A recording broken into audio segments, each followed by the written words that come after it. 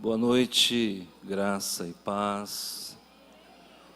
Queridos, que cantata bonita, né? Quantos talentos nós temos aqui, não sabíamos, né? Acabei descobrindo junto com vocês, né? Mas muito bonita a peça também, a música, o orquestramento, foi tudo maravilhoso. Dando continuidade ao culto, apenas falando sobre o jantar dos casais, o jantar de virada de ano, que está sendo organizado pelo Ministério de Casais. De manhã nós tínhamos 200 ingressos, e agora? Consegue me passar uma parcial?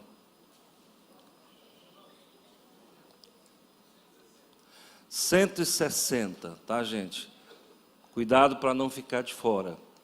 Acaba que chega no final, pessoas ficam nervosas porque não tem mais, mas também não comprou em tempo hábil, né? Eu vou te convidar para abrir em Lucas, capítulo 2, somente um versículo, Lucas 2, 11. Lucas capítulo 2, versículo 11.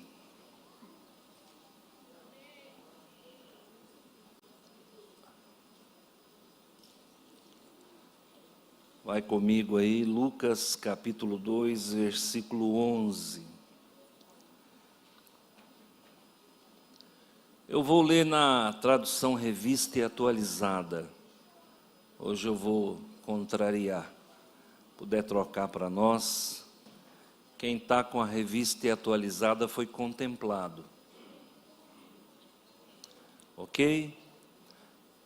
Palavra do Senhor fala assim: é que hoje vos nasceu na cidade de Davi o Salvador, que é Cristo, o Senhor.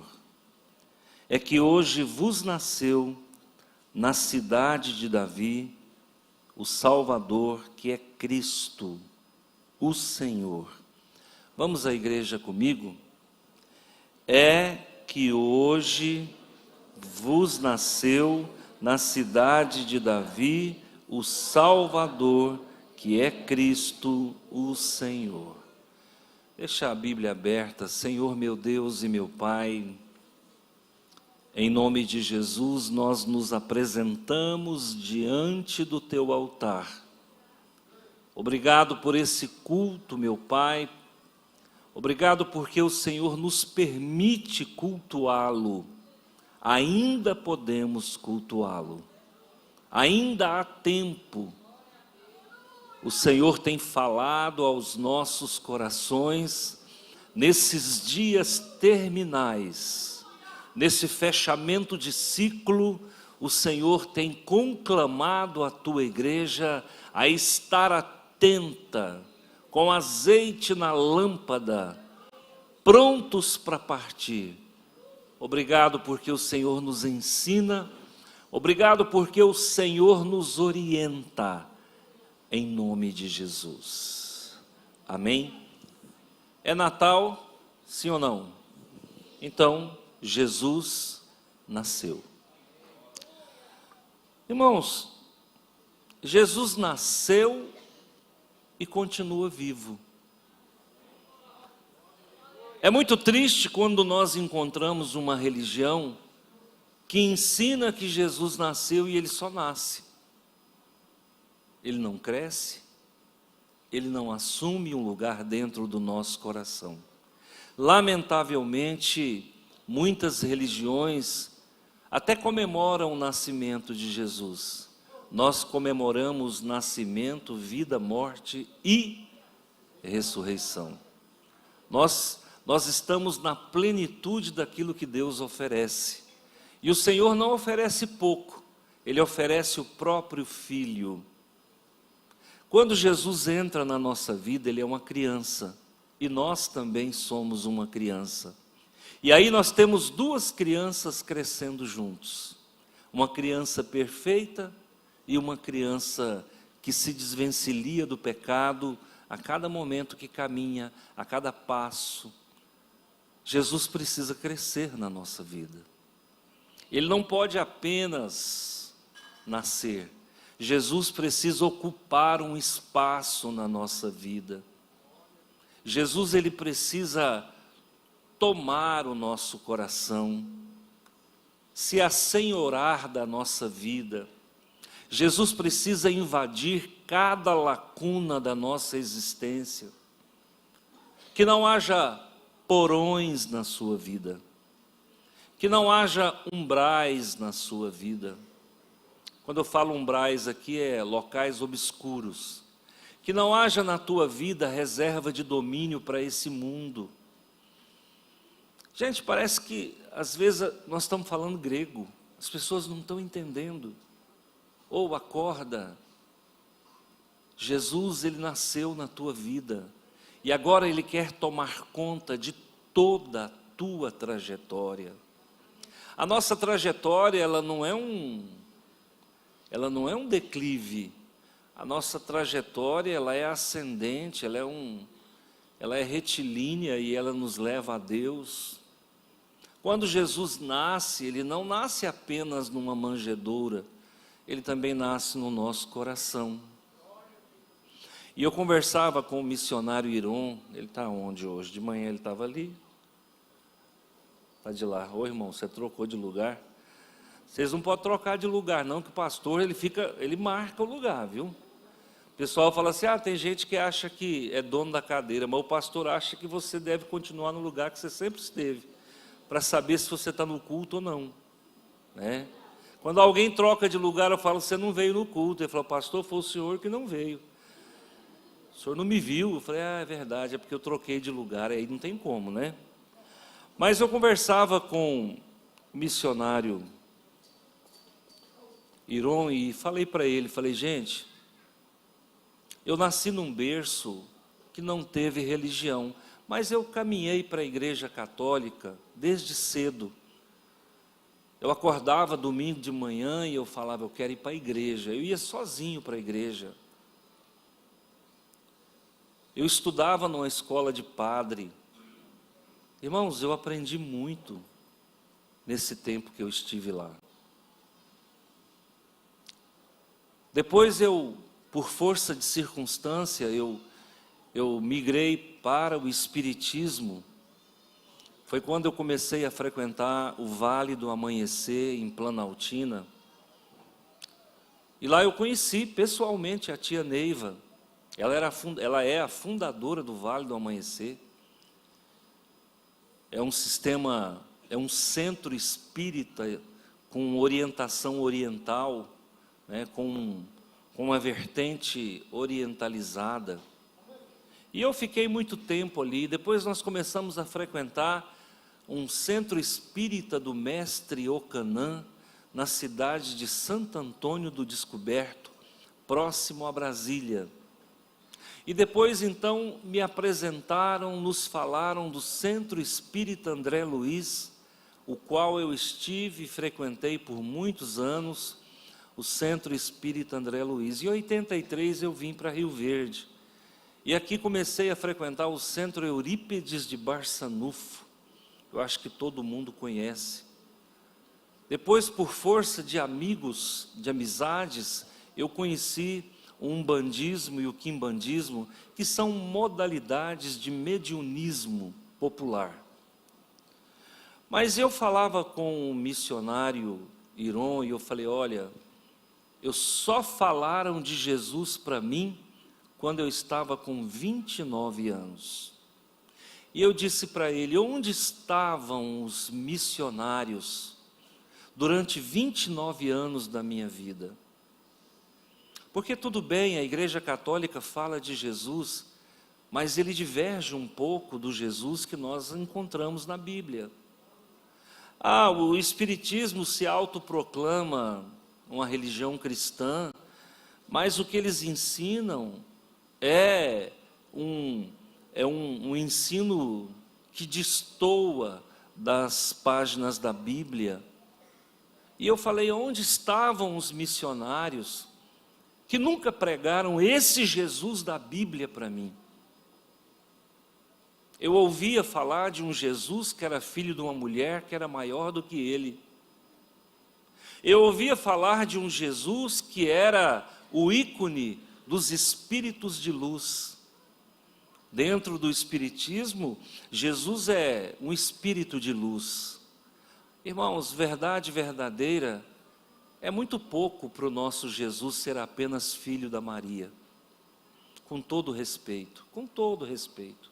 Aqui não vai uma crítica barata, mas vai uma avaliação teológica. É muito pouco nós termos um Jesus apenas como o expoente maior dos espíritos de luz. Aí você vai para o islamismo, Jesus é apenas um profeta. Jesus é muito, gente, é muito pouco conceber Jesus apenas como um profeta. Então, você vai percebendo que o verdadeiro Jesus, ele é silenciado, ele é calado, ele é tolhido de se expressar, porque não dão vida, não dão notoriedade a esse Jesus, e ele fica recluso entre ser filho de uma mulher e entre ser apenas mais um espírito evoluído. É preciso que alguém abra a boca e cante com toda força: Jesus nasceu. Que dia feliz, oh happy day, Jesus nasceu. Lá no Salmo 118, coloca versículo 22 para mim, por favor. Pode ser revista corrigida, revista atualizada, qualquer uma das duas, só para a gente fazer uma análise. A pedra que os construtores rejeitaram, essa veio a ser a principal pedra angular. Quem é Jesus, irmão? Ele é um rejeitado. Jesus é um rejeitado pelas suas próprias matrizes de fé. Irmãos, com todo respeito, o catolicismo rejeita Jesus. Com todo respeito, o espiritismo rejeita Jesus. O islamismo, o budismo, o confucionismo rejeita Jesus. A pedra que o judaísmo rejeitou Jesus. Essa pedra é a pedra de esquina. Continua o versículo 23. Isso procede do Senhor, gente. Não é invenção humana. Não são conceitos elaborados de afogadilho. Isso procede de Deus antes da fundação do mundo. É maravilhoso demais para nós. O nosso Jesus não é apenas um espírito de luz, ele não é apenas um mestre, ele não é apenas um rabino, um rabone. Jesus não é apenas o filho da irmã Maria. Jesus, ele é o próprio Deus encarnado. Dá uma olhada em João capítulo 14, João capítulo 1, versículo 14, coloca para nós. Olha o que a Bíblia diz em João, capítulo 1, versículo 14, para você entender. E o verbo se fez carne, a palavra se fez carne, a palavra é Deus, e haja luz, e houve luz. É a palavra geradora, é a palavra criadora, ela encarnou, ela se fez carne, e habitou entre nós. Ele andou conosco, ele comeu conosco, ele bebeu conosco, ele teve sono como nós temos sono, ele teve sede como nós temos sede. As fisiologias de Jesus não são diferentes das nossas necessidades fisiológicas, elas são as mesmas, elas são parelhas. E ele habitou entre nós cheio de graça e de verdade. E vimos a sua glória, glória como do unigênito do Pai. Unigênito é o único gerado. Deus não teve nenhum outro filho gerado.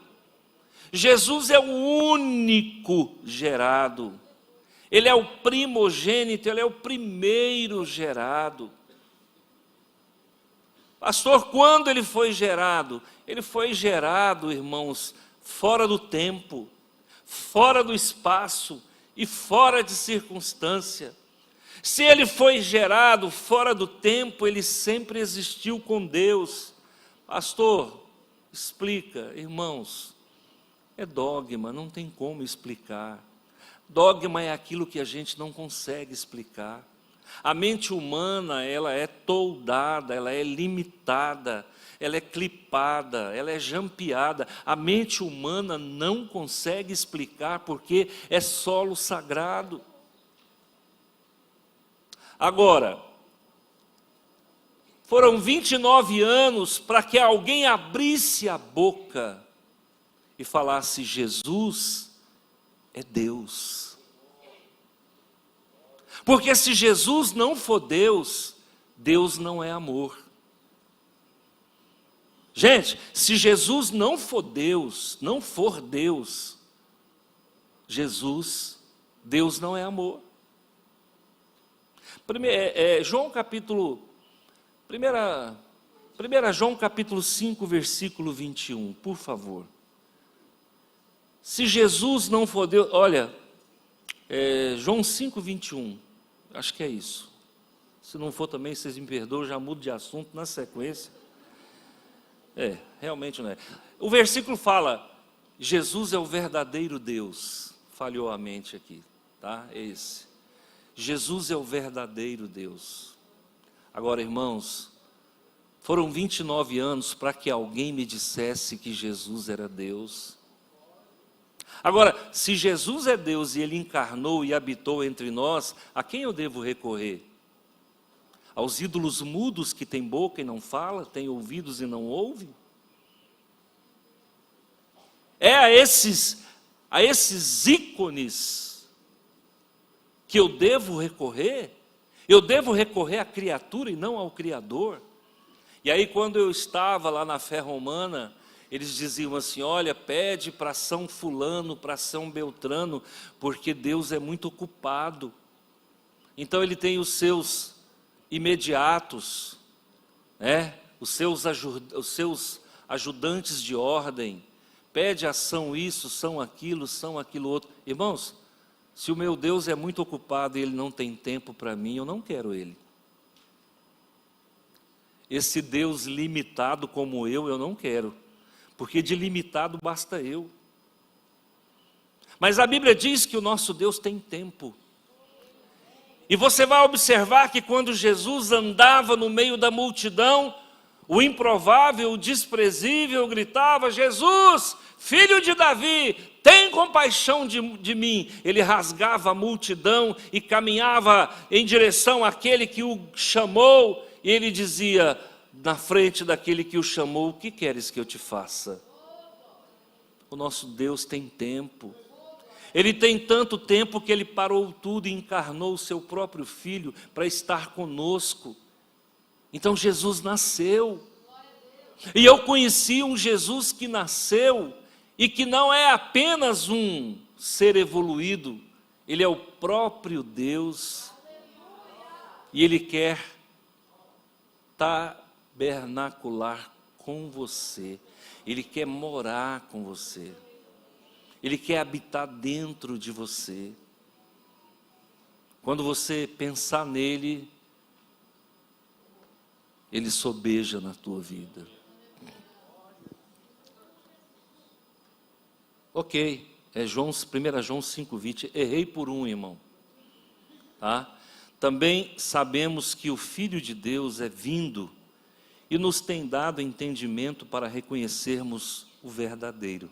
E estamos no verdadeiro, em seu Filho Jesus Cristo. Este é o...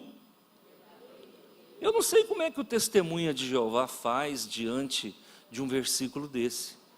Ele está dizendo: este é o verdadeiro Deus, está falando de Jesus. Como é que faz, irmãos, quando se nega a divindade de Jesus e a Bíblia ela é clara em dizer que Jesus é Deus? No princípio era Jesus, e Jesus estava com Deus, e Jesus era Deus. O Deus vivo habitou entre nós. E agora, 1 João 5,20 está dizendo: Jesus é o verdadeiro Deus. E esse verdadeiro Deus eu só fui conhecer 29 anos depois do meu nascimento. Para Jesus nascer em minha vida, eu tive que nascer e viver sem Ele 29 anos. Existem pessoas que estão com 50, 60, 70 anos e Jesus ainda não nasceu no seu coração. Não, pastor, nasceu, todo ano Jesus nasce, mas aborta, não sobrevive. O Jesus tem nascido e tem sido abortado no coração do povo, porque é assim, a gente vai lá, monta um presépio, a vaquinha, faz uma árvore de Natal, toda psicodélica, né? E aí coloca na sala, aí entra nessa loucura de Papai Noel, e aí, irmãos, a gente descobre que ele nasce da porta para fora do nosso coração. Agora, quando ele entra dentro de você, você nem precisa de um Natal anual, porque todo dia é dia de Jesus. Parece que muita gente não gosta desse evangelho, né? Porque esse evangelho é confrontador. As pessoas querem um evangelho social. As pessoas querem um evangelho requentado. As pessoas querem um evangelho mamão com açúcar. Aí quando vem um pastor e, rasga o verbo, fala com todas as letras, confronta a nossa ignorância bíblica, parece que a gente se sente acuado, ofendido. Mas olha, queridos, aqui, quando chega aqui, o autor, ele começa a falar grandemente. Eu vou explorar esse pequeno versículo, quando ele diz assim, olha, e hoje vos nasceu. Isso aqui é um anúncio. Está sendo anunciado. Hoje vos nasceu. E aqui tem mais uma informação. Ele nasceu para você. Ele não nasceu de forma histórica. Ele nasceu de forma perene, concisa, concreta. Aqui o texto, Lucas está dizendo, olha, é que hoje, preste atenção, pastores, o contexto é esse. Pastores, prestem atenção. Hoje, não foi ontem, hoje vos nasceu. E parece que esse hoje que foi dito há 2000 anos atrás ainda ecoa como algo que está acontecendo agora. Hoje vos nasceu na cidade de Davi. Por que cidade de Davi? O que tem a ver Jesus com Davi? É muito simples, a profecia fala, e tu, Belém Efrata, darás a luz ao Salvador. Jesus, ele morava com a mãe de Jesus e o pai de Jesus moravam em Nazaré, na Galileia.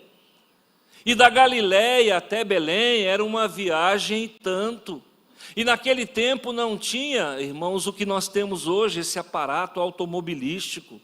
Naquele tempo as pessoas viajavam à noite, porque era muito difícil viajar com o sol escaldante, viajavam a pé, de jumento, de camelo.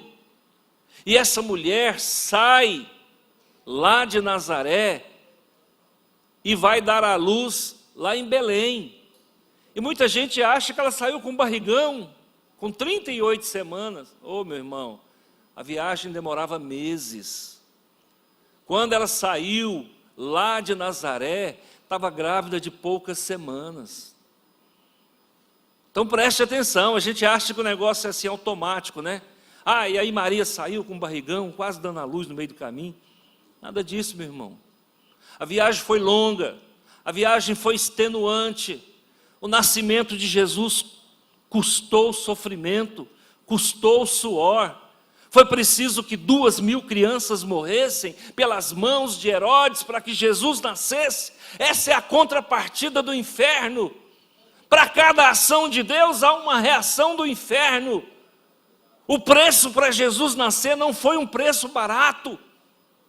Crianças tiveram que morrer. A mãe teve que percorrer um percurso longe de vários meses para chegar ali na cidade de Belém, por ordem do imperador. O imperador Tibério César estava ali. Tibério, ele era enteado de Otaviano Augusto. Quando Otaviano morre, que era sobrinho de César, de Caio Júlio César, quando Otaviano morre, quem assume é Tibério. E o Tibério resolveu fazer um recenseamento nas províncias. E naquele tempo o povo não resistia ao governo como resiste agora. Naquele tempo não tinha falcatrua. Naquele tempo não tinha maquiamento de censo para poder aumentar a verba do município. Então Maria sai e vai juntamente com seu idoso marido, que era 30 e tantos anos mais velho do que ela, e chegam em Belém. Quando eles chegam em Belém, gente, não havia um quarto digno para que aquela mulher se deitasse e desse à luz. Então colocaram ela junto com os animais.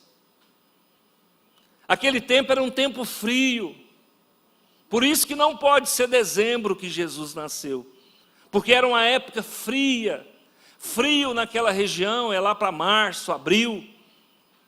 E aí Maria então chega lá, não tem quarto, colocaram ela junto com os animais. Naquele tempo não tinha aquecedor elétrico, nem aquecedor a carvão, só tinha aquecedor a vaca e a cavalo. Colocaram Jesus e Maria no lugar mais quente, porque o corpo nosso, o corpo do mamífero, exala a temperatura. E quando colocaram ali naquele lugar, Deus estava preparando, mesmo diante da simplicidade, o lugar mais quentinho. E eu não sei se você é como eu gosto de cheiro de animal. Jesus nasceu num lugar perfumado, Jesus nasceu num lugar quentinho. Junto com ele estavam todos os anjos. Você imagina o cortejo angelical para fazer aquele parto. Meu amigo, imagina se a sua mulher estiver grávida e ela dá à luz, irmão. O que você vai fazer? Você vai desmaiar? Você vai correr? Você vai chamar o SAMU? Você vai chamar quem? José, eu não sei o que ele arrumou, mas ele deu conta do recado. Ali achou uma tesoura para cortar o cordão umbilical, para retirar a placenta, deu tudo certo. Então, aqui o Lucas está dizendo, gente, pastores, ele está falando com os pastores daquela região. Ele disse, olha, eu tenho uma notícia maravilhosa para vocês, é que hoje vos nasceu na cidade de Davi. Não tinha o Popular, não tinha o Globo, não tinha o Folha de São Paulo, não tinha o Correio Brasiliense. Nada. O negócio aqui foi no gogó, e aqui está dizendo, nasceu na cidade de Davi. Porque a profecia falava. Davi, gente, tem tudo a ver com Jesus. Jesus era da linhagem de Davi. Jesus era judeu, era da tribo de Judá. Jesus era da descendência de Davi. Jesus era o homem que iria reinar no lugar de Davi. Então está falando de Davi aqui, não é por um acaso, existe um contexto. Vos nasceu hoje, diga comigo, Salvador, o Cristo e o Senhor. Vamos teologar um pouquinho? Vamos entrar um pouquinho dentro da teologia? Isaías fala que só há um Salvador, lá no Velho Testamento. e que o Salvador é Jeová. A Bíblia fala no Novo Testamento que Jesus é o Salvador. Afinal de contas, quem salva, Jesus ou Jeová?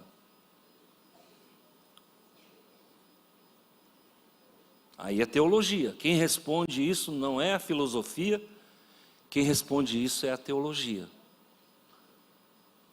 O Velho Testamento fala que o Salvador é Jeová, está lá em Isaías. O Novo Testamento fala que o Salvador é Jesus, está aqui. E eu te pergunto, quem salva? Jeová ou Jesus? Aí Jesus diz, eu e o Pai somos um. Vai desamarrando essa aí. Testemunho de Jeová, sai dessa. Está ruim para você hoje, testemunha. Que tem gente que se contenta em ser testemunha. Nós somos filhos. É bem diferente. Está vendo como a religião ela é castradora? Está vendo como a religião ela é, muitas vezes, inimiga de Jesus? Agora, preste atenção, queridos. Jesus é o Salvador. Salvador do quê? Quem é que precisa de um Salvador? Diga eu. Quem é pecador aqui? Diga eu. Não diga você, não. Que é danado para a gente falar assim, o fulano é um pecador, mas você também é. Ó. Estou apontando um e recebendo 3 contra mim. É 3-1. Você é mais pecador do que ele. Quem precisa de um Salvador? Quem está perdido. E quem estava perdido? Nós estávamos perdidos. A humanidade estava perdida. O homem estava perdido.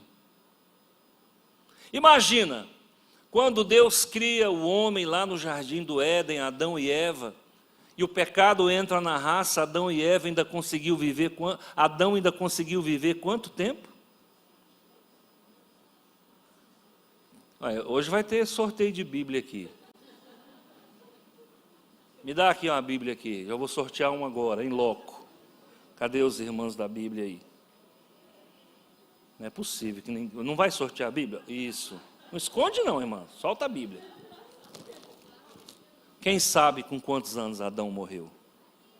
Aqui aonde? Parece que tem um ventríloco aqui. Ali. Fala, meu filho! Quanto? 930. Vem cá buscar a Bíblia, Marilza. Entrega para aquele menino lá.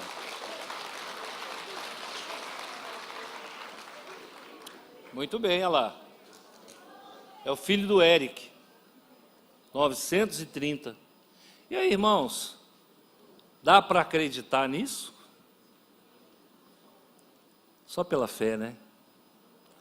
Se você quer conhecer Deus, prepara, porque tudo que vem de Deus é extraordinário.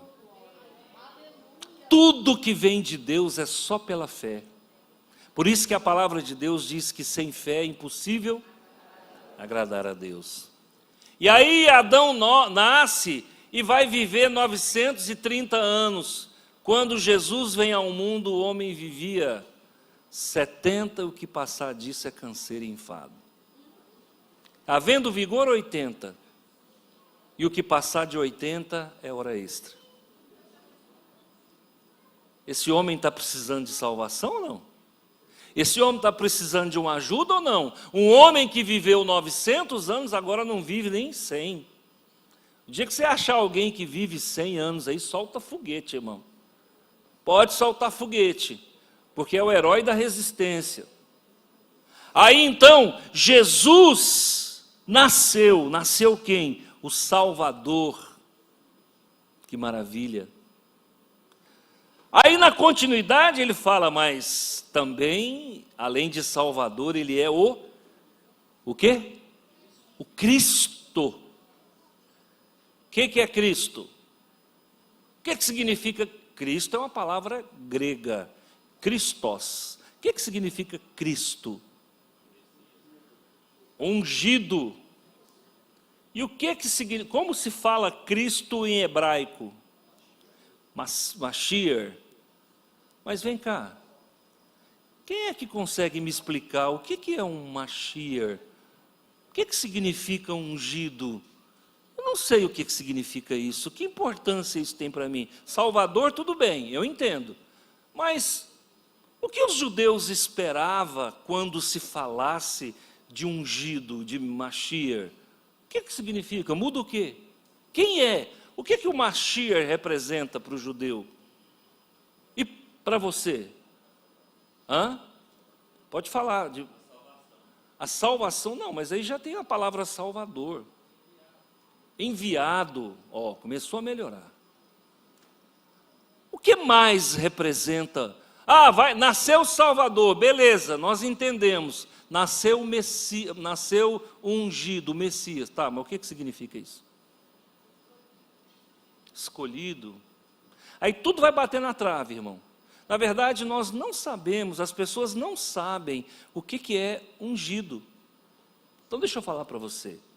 A palavra ungido, a palavra Mashiach, a palavra Cristo, para o povo daquela época, significava alguém que representava Davi, alguém que representasse Moisés, e alguém que representasse o Filho do Homem. Para nós não faz muito sentido, mas para eles faz. Por isso que o autor está aqui resgatando que Jesus nasceu naquele dia na cidade de Davi. Aí quando ele fala de ungido, de Messias, o povo entende, porque Messias tem tudo a ver com o reinado de Davi. Tem tudo a ver com a representação histórica de Moisés. E tem tudo a ver com a figura do Filho do Homem. Então quem é o Messias? É alguém que vai reinar. Quem é o Messias? É alguém que vai conduzir. Quem é o Messias? É alguém que vai julgar. Quem é o Messias? É alguém que vai na frente e o povo vai atrás. E ele está dizendo para os pastores: hoje vos nasceu na cidade do pão. Porque onde Jesus está tem fartura.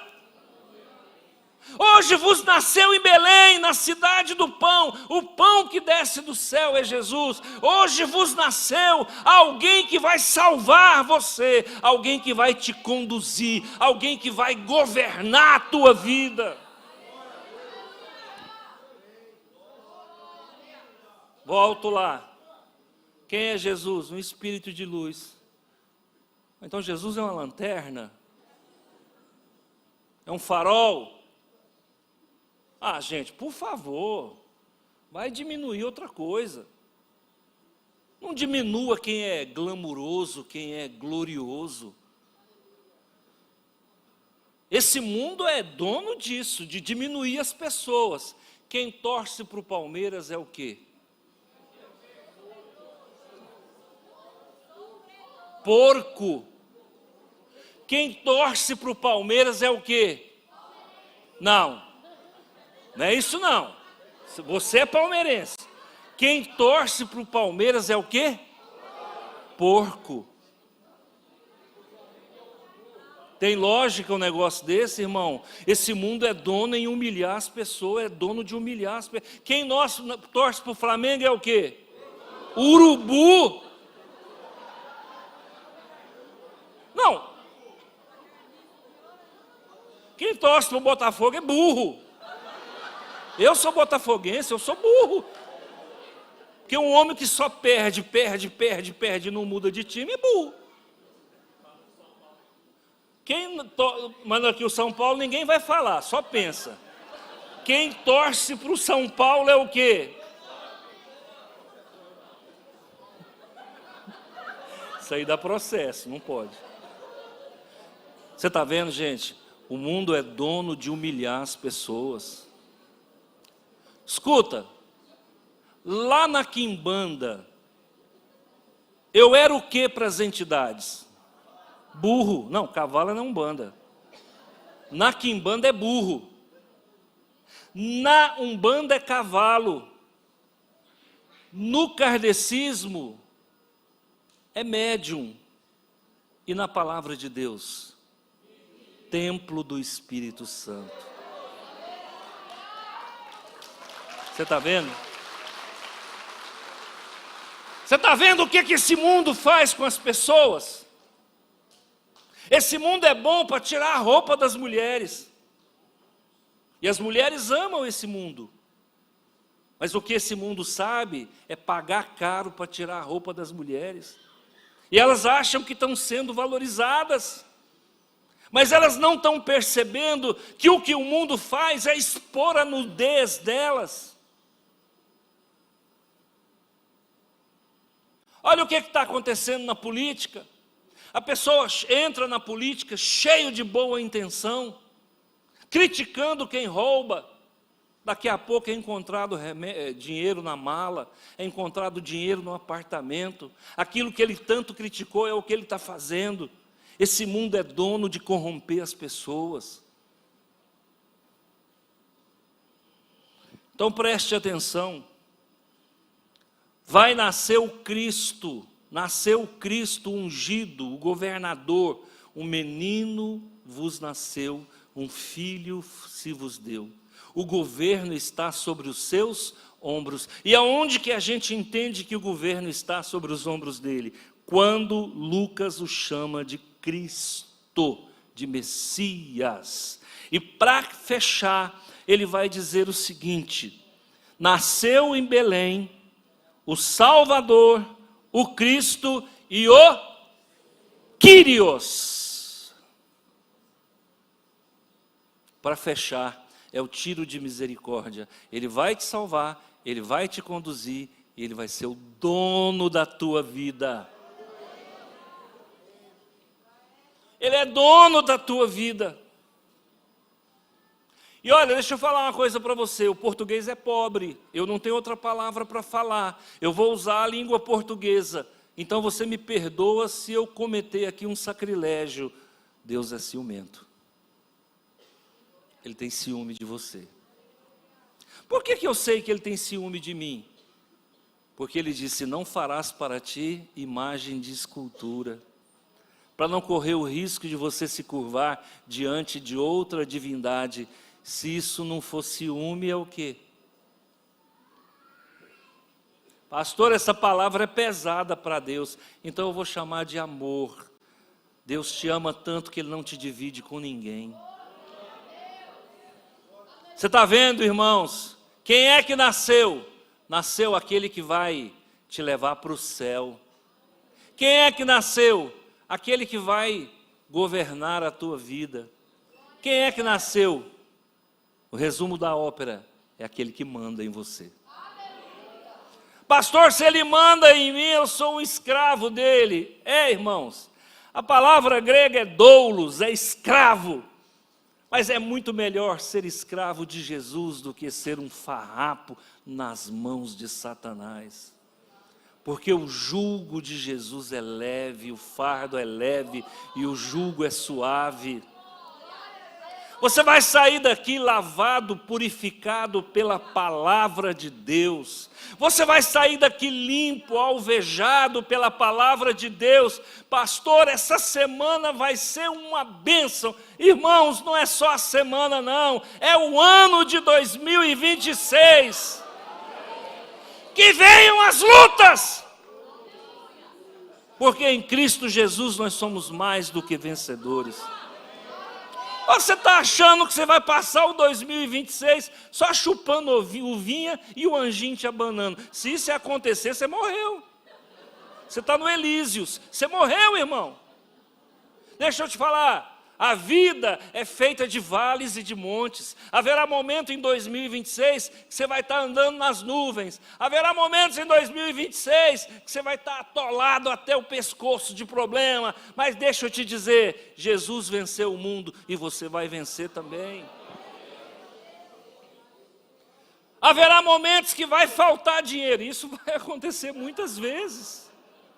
Vai faltar dinheiro, irmão.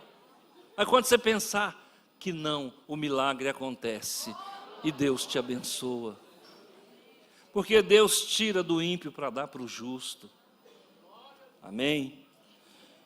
Queridos, e aí o judeu se embriagou com essa história, porque ele esperava quem? Um salvador, sim ou não? Mas um salvador político. Por que tudo, irmão, passa pela política? Até o engano do judeu passou pela política. Eles esperavam quem? Alguém maior do que César. Eles queriam sair do domínio romano. Mas depois que os judeus entraram no domínio babilônico, eles nunca mais saíram dos domínios. Passou pelo domínio persa, passou pelo domínio grego, passou pelo domínio sírio, e agora está no domínio romano. Tudo que eles querem é liberdade. Liberdade para quê? Para tirar a roupa diante das câmeras? O povo não sabe o que fazer com liberdade. Irmãos, é por isso que Jesus, nós somos escravos de Jesus, porque a gente não sabe o que fazer. Se a gente tiver muita liberdade, a gente começa a beber, começa a fumar, começa a prostituir. E o dinheiro emancipa as pessoas. Você pode observar, quem está encharcado de dinheiro, está encharcado no pecado. Agora, o que vai acontecer? O judeu se embriaga, porque ele esperou o quê? Um Messias, um Salvador montado num cavalo branco. Aí entra Jesus montado num quê? Num jumento, num asno. E ele entra lá, irmão, dando esporada com o calcanhar no jumentinho, porque o bichinho é tinhoso. E ele entra ali. Está vendo como é que é as coisas, irmãos? Diante de Deus o pequeno é grande. O humilhado é exaltado. O último é o primeiro. Diante de Deus é tudo o contrário. E Jesus nessa hora não teve pressa. Aí fala assim, o judeu se embriaga com isso.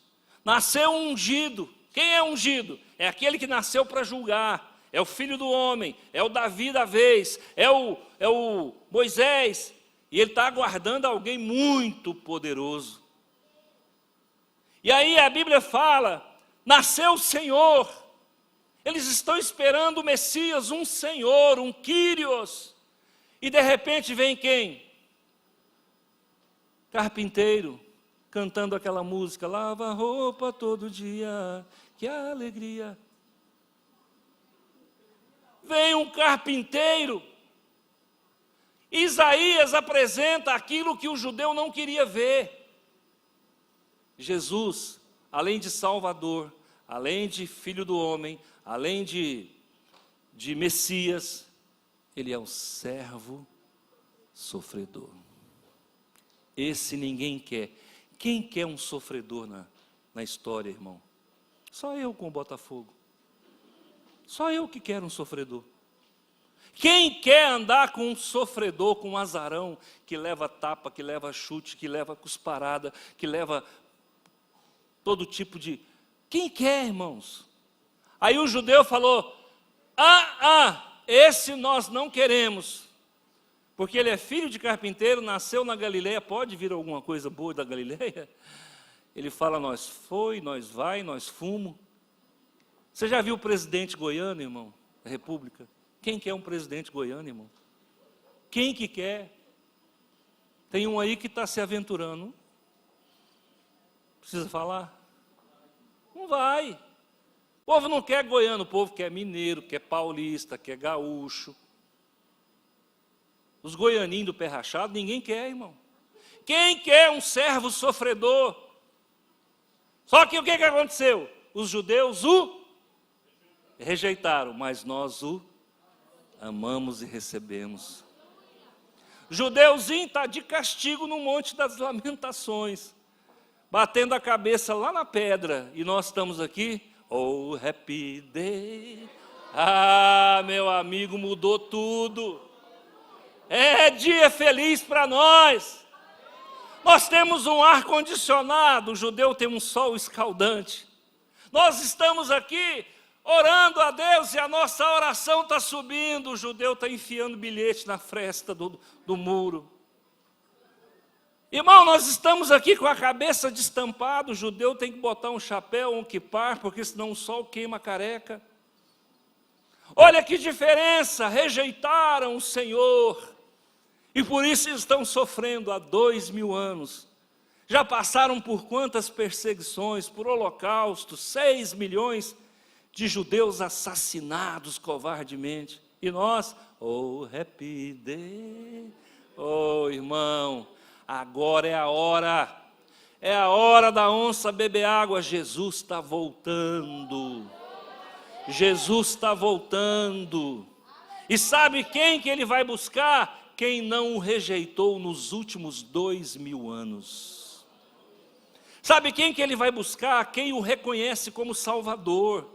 Sabe quem que ele vem buscar? Quem o reconhece como Messias. Sabe quem ele vem buscar? Quem o reconhece como Senhor. Quem é que já recebeu Jesus como Senhor aqui? Levanta a mão. Então você está me dizendo que ele manda em você, sim ou não? Quem recebeu Jesus como Salvador? Levante a mão. Você quer dizer então que você não está mais condenado à morte eterna? E quem o recebeu como Filho do Homem? Aquele que governa, aquele que te orienta, aquele que te julga. Então é isso, irmãos. Jesus nascer é isso, não é você montar presépio. Jesus nascer é você perceber que você tem agora um Salvador, tem um Rei, você tem um Messias e um servo que sofreu até as últimas consequências por causa do seu pecado. Quem matou Jesus? Foi judeu ou foi romano? Foi eu. Foi você que matou Jesus. Foram os nossos pecados que mataram ele. E a gente fica achando, buscando culpado, né? Aí, aquela discussão teológica lá na academia, lá no CTBAN. Eu acho que foi judeu que matou. Aqueles fariseus, o povo custoso. Você é o povo custoso. Nós somos o matador da vez. Mas eu acho que foi os romanos. Esses romanos são terríveis. Você é o romano. Fomos nós que matamos Jesus. E a gente chega no Natal, todo feliz da vida. Vamos refletir. Uma mensagem como essa não dá arrepio, mas garante a salvação. Amém? Deus abençoe a sua vida, Deus te guarde. Tem gente aqui que está entendendo tudo, mas não fica assustado não, porque um dia eu também entrei por essa porta, e eu estava saindo do kardecismo, sofrendo mais do que bode embarcado, e eu tomei uma maior decisão da minha vida. Se é para sofrer, eu vou sofrer com um servo sofredor, porque ele é meu Senhor, ele é o meu Messias e ele é o meu Salvador. Deus abençoe a sua vida. Tem alguém